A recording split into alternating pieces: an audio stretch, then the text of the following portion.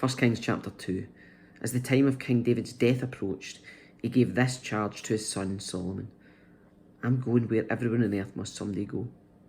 Take courage and be a man. Observe the requirements of the Lord your God and follow all his ways. Keep the decrees, commands, regulations and laws written in the law of Moses, so that you'll be successful in all you do and wherever you go.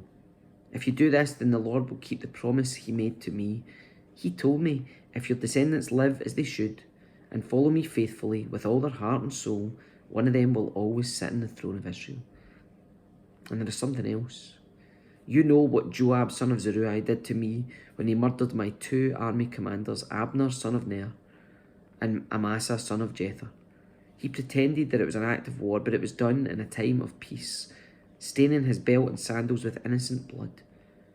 Do with him what you think best, but don't let him grow old and go to his grave in peace. Be kind to the sons of Barzillai of Gilead.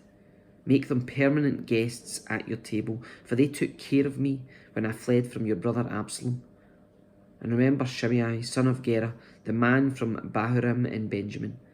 He cursed me with a terrible curse as I was fleeing to Mahanaim. When he came down to meet me at the Jordan River, I swore by the Lord that I would not kill him. But that oath does not make him innocent. You're a wise man, and you will know how to arrange a bloody death for him. Then David died, and was buried with his ancestors in the city of David. David had reigned over Israel for 40 years, 7 of them in Hebron and 33 in Jerusalem. Solomon became king and sat on the throne of David his father, and his kingdom was firmly established. One day Adonijah, whose mother was Haggith, came to see Bathsheba, Solomon's mother. Have you come with peaceful intentions? She asked him. Yes, he said, I come in peace. In fact, I have a favour to ask of you. What is it? She asked. He replied, as you know, the kingdom was rightfully mine. All Israel wanted me to be the next king, but the tables were turned. And the kingdom went to my brother instead, for that is the way the Lord wanted it. So now I have just one favour to ask of you. Please don't turn me down. What is it? She asked. He replied, speak to King Solomon on my behalf, for I know he will do anything you request. Ask him to let me marry Abishag, the girl from Shunem. All right, Bathsheba replied, I will speak to the king for you. So Bathsheba went to King Solomon to speak on Adonijah's behalf. The king rose from his throne to meet her, and he bowed down before her. When he sat down on his throne again, the king ordered that a throne be brought for his mother, and she sat at his right hand. I have one small request to make of you, she said. I hope you won't turn me down. What is it, my mother? He asked. You know I won't refuse you. Then let your brother Adonijah marry Abishag, the girl from Shunem, she replied. How can you possibly ask me to give Abishag to Adonijah? King Solomon demanded. You might as well ask me to give him the kingdom. You know that he is my older brother, and that he has Abiathar the priest and Joab son of Zeruiah on his side. Then King Solomon made a vow before the Lord. May God strike me and even kill me if Adonijah has not sealed his fate with this request. The Lord has confirmed me and placed me on the throne of my father, David. He's established my dynasty as he promised.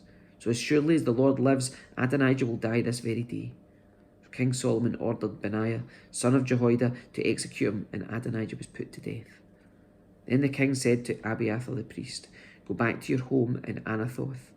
You deserve to die, but I will not kill you now, because you carried the ark of the sovereign Lord for David my father, and you shared all his hardships. So Solomon deposed Abiathar from his position as priest of the Lord, thereby fulfilling the prophecy the Lord had given at Shiloh concerning the descendants of Eli. Joab had not joined Absalom's earlier rebellion, but he had joined Adonijah's rebellion. So when Joab heard about Adonijah's death, he ran to the sacred tent of the Lord and grabbed onto the horns of the altar. When this was reported to King Solomon, he sent Benaiah, son of Jehoiada, to execute him. Benaiah went to the sacred tent of the Lord and said to Joab, The king orders you to come out. But Joab answered, No, I will die here. So Benaiah returned to the king and told him what Joab had said. Do as he said, the king replied. Kill him there beside the altar and bury him. This will remove the guilt of Joab's senseless murders from me and from my father's family. The Lord will repay him for the murders of 2 men who were more righteous and better than he. For my father knew nothing about the deaths of Abner, son of Ner, commander of the army of Israel, and Amasa, son of Jether, commander of the army of Judah. May their blood be on Joab and his descendants forever, and may the Lord grant peace forever to David, his descendants, his dynasty, and his throne. So Benaiah, son of Jehoiada, returned to the sacred tent and killed Joab, and he was buried at his home in the wilderness. Then the king appointed Benaiah to command the army in place of Joab, and he installed Zadok the priest to take the place of Abiathar. The king then sent for Shimei and told him, "Build a house here in Jerusalem and live there. But don't step outside the city to go anywhere else. On the day you so much as cross the Kidron Valley, you will surely die, and your blood will be on your own head." Shimei replied, "Your sentence is fair.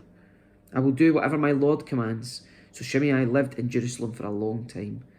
But 3 years later, 2 of Shimei's slaves ran away to King Ashish, son of Maacah of Gath.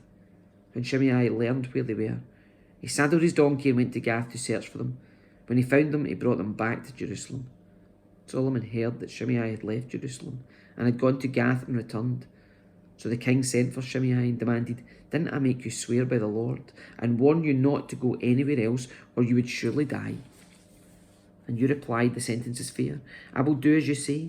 Then why haven't you kept your oath to the Lord and obeyed my command? The king also said to Shimei, "You certainly remember all the wicked things you did to my father David. May the Lord now bring that evil on your own head. But may I, King Solomon, receive the Lord's blessing, and may one of David's descendants always sit on this throne in the presence of the Lord." Then, at the king's command, Benaiah, son of Jehoiada, took Shimei outside and killed him.